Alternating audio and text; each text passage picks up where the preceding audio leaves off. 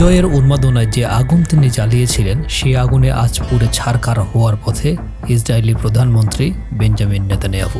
রাজনৈতিক ক্যারিয়ারকে নতুন রূপ দিতে যে রণকৌশল তিনি সাজিয়েছিলেন তা এখন মরীচিকার মতো তার চোখের সামনেই ভেঙে পড়েছে।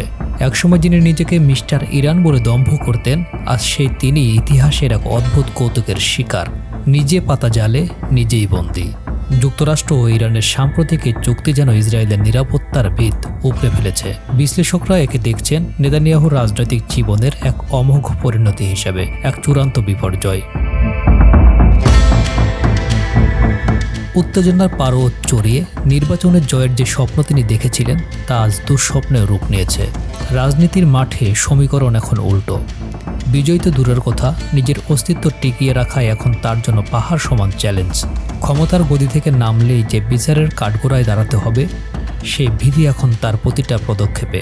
নেতানিয়াহুর সেই দাপটে ইমেজ আজ ধুলোয় মিশেছে, আর তার এই পতনের শব্দ এখন বিশ্বজুড়ে অনুরণিত হচ্ছে।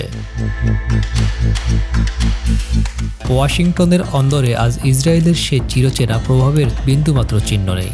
যুক্তরাষ্ট্র ইরানের এই চুক্তি কি তবে ইসরায়েলের কৌশলগত নিঃসঙ্গতার ঘোষণা? খোদ ডোনাল্ড ট্রাম্পের মতো মিত্র যখন নেতানিয়াহুকে পাত্তাই দিচ্ছে না, তখন বিশ্বমঞ্চে তার করুণ দশা স্পষ্ট।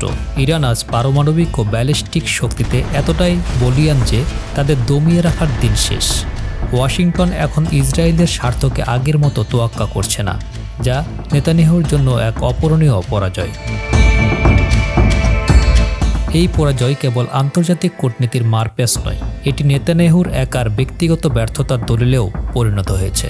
হামাস ও হিজবুল্লাহর বিরুদ্ধে যুদ্ধের যে জামামা তিনি বাজিয়েছিলেন তা এখন তার নিজের গলার ফাঁস হয়ে ফিরে এসেছে। নিজের জোটের মিত্ররাই আজ তার সমালোচনায় মুখর। গাজা কিংবা লেবানন, সবখানেই এখন ইসরায়েলকে পিছু হটতে হচ্ছে এক চরম অপমানজনক পরিস্থিতির দিকে। যুদ্ধের নেশায় মত্ত এই নেতা কি বুঝতে পারছেন নিজের পাতা জালেই তিনি আজ চিরতরে বন্দী?